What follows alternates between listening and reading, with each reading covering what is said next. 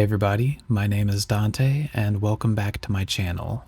On this channel, I'll be discussing some of my favorite topics, specifically dark and heavy music, horror movies, true crime, and various creepy stories or media that I find on the internet.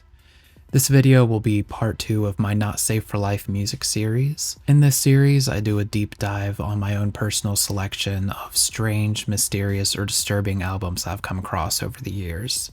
If you'd be interested in checking out part 1 of the series, I have a link to it off to the side. Because YouTube will give me a copyright if I feature the music that I'm discussing, I'll instead be linking the albums in the description below, along with my source material. Lastly, I would like to give a content warning as topics of violence, gore, mental illness, and suicide will be discussed in this video, so please be mindful of that if you're going to continue watching. Now, let's move forward with the next 3 selections on my Not Safe for Life album series. The first album I'll be discussing today is Weighing Souls with Sand by the Angelic Process, an incredibly beautiful album with a tragic backstory. The Angelic Process were a husband and wife duo from Athens, Georgia. Chris Angelus was the primary composer and instrumentalist. His wife Monica Henson joined in 2005 on bass and vocals under the stage name M. Dragonfly. Chris started the Angelic Process as a solo project in 1999. His grandmother had passed away and had left him her home and some inheritance money, so Chris set up a studio in the home and began writing his own music. He recorded 2 EPs in 2001, one that was self-titled and one that was titled And Your Blood is Full of Honey. 2 years later, in 2003, he recorded a promo CD called Solipsistic, followed by his first full-length album Coma Wearing. Chris's wife Monica joined the band in 2005 and the duo began to perform live the following year. They would also release 2 EPs entitled Sigh and We All Die Laughing. In 2007, Chris and Monica would release their third and final album, Weighing Souls with Sand. Musically, Weighing Souls with Sand solidified the band's trademark blend of shoegaze, drone, and post-metal.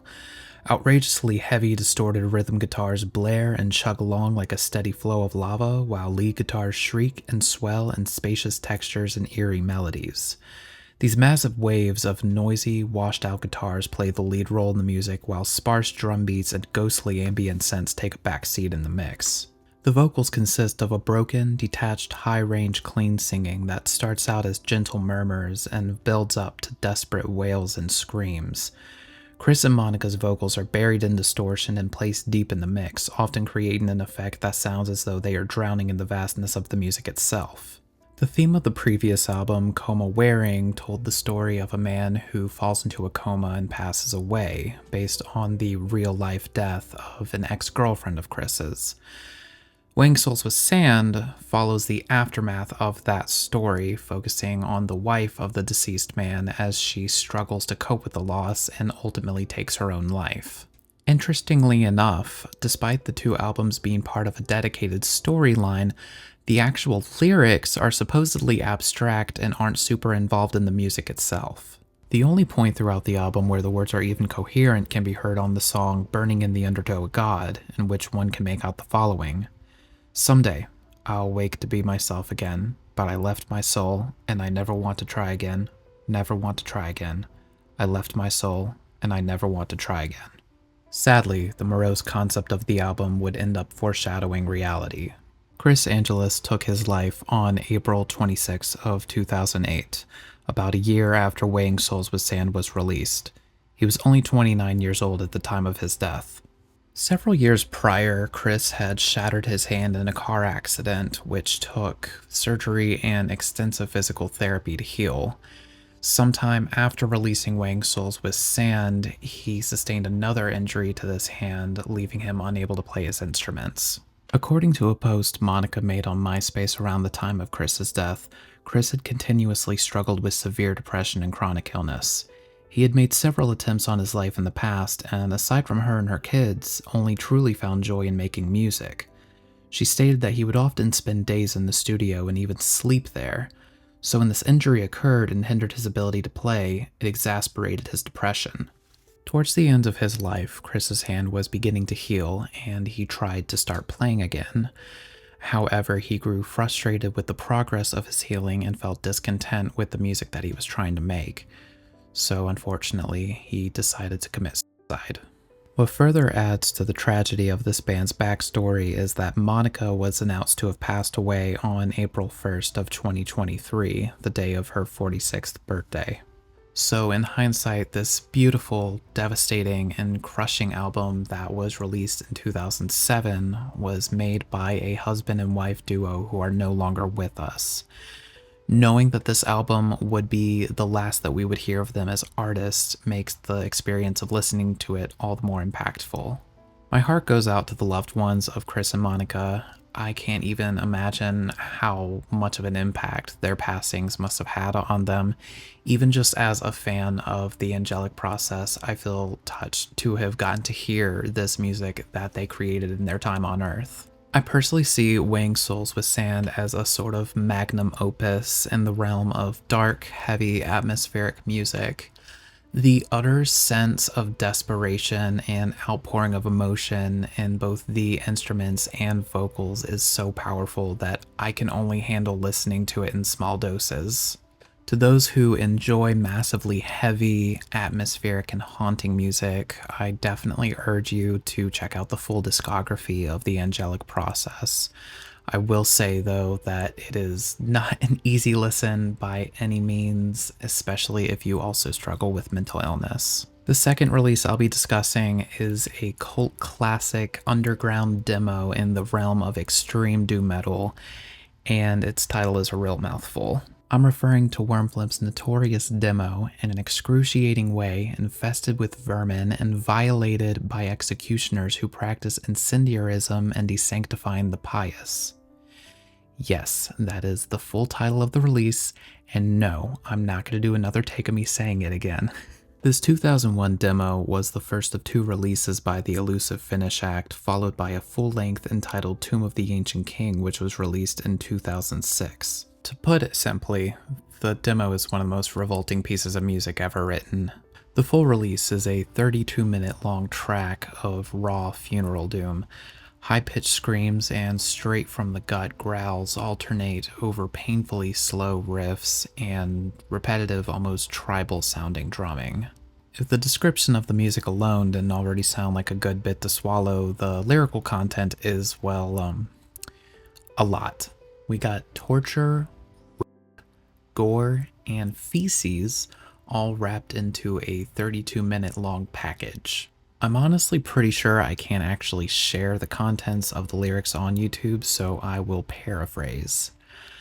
The concept describes the grotesque torture and subsequent deaths of various religious and political figures told in very great detail. The dual vocal performance is meant to represent two different characters. A high-pitched rooster-like scream that is acting out the torture on the victims, and then the deep, cavernous growl that is telling the other character what to do. Supposedly, there are rumors that the members would arm while they were recording to get the agonized effect they were going for with the vocals, but I have no way of confirming if that's actually true or not. The demo became a sort of underground cult classic with online fans of extreme doom metal, and thus the music of Wormphlegm was dubbed Torture Doom. As stated before, the band ended up recording a full-length album entitled Tomb of the Ancient King in 2006, released by Paniac Records. While the lyrical content seemed to shift away from the gnarly torture theme of the previous release, the pitch-black extreme doom sound was retained. After the release of this album, the band went on an indefinite hiatus as one of the founding members, known only as Dirt Master, supposedly lost interest in continuing the band. The remaining members, Lori Lindqvist and Matti Mäkelä, have another band known as Tyranny, which was started around the same time as Wormphlegm. Tyranny also explores a very unsettling and apocalyptic form of funeral doom metal, though with a more cleaned up, atmospheric approach that leans heavily into keyboards and ambient passages. The themes of their music focus on the works of horror writer H.P. Lovecraft, as well as topics of Armageddon and various unearthly horrors. As of 2023, Tyranny are active and have released an EP and 2 full-length albums. My housemate is actually a pretty huge fan of Tyranny's first album, Tides of Awakening, and puts it on pretty often. Thankfully, between us and our cats, we live in a household where playing terrifying music at full blast is perfectly acceptable. For what it's worth though, I've read a couple of interviews with Manny Makela, who plays in both Wormphlegm and Tyranny, and he actually seems just like a regular guy with a sense of humor who enjoys extreme music, so take with that what you will. That being said though, I can still safely say that Wormphlegm's first demo is one of the most depraved and bizarre sounding Doom demos I've ever heard. It is a pinnacle Not Safe for Life release if I've ever heard one before. The final selection for this chapter in the Not Safe for Life music series comes from a little-known black metal band from Denmark known as Sortsind. Sortsind were a band that I discovered online when I was a teenager, and at the time, their Metal Archives page only featured a picture of their vocalist guitarist Svig instead of a full band picture. Now, I can't quite place what it is about this photo that gave me the creeps so badly back then, but something about his facial expression in the grainy black and white shot really unsettled me. Like it looked like it was a still in some twisted found footage or snuff VHS. Needless to say, I was intrigued enough to check them out further. I decided to put on their first album, Sar, at 2 a.m. in my pitch black bedroom.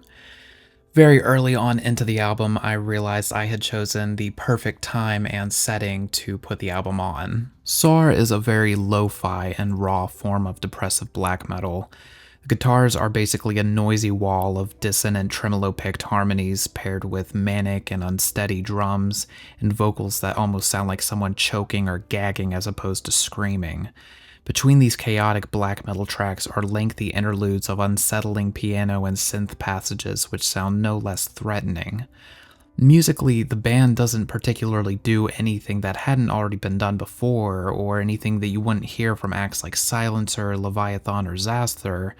That being said, there is something about Sortsense Execution that I've always found particularly unhinged.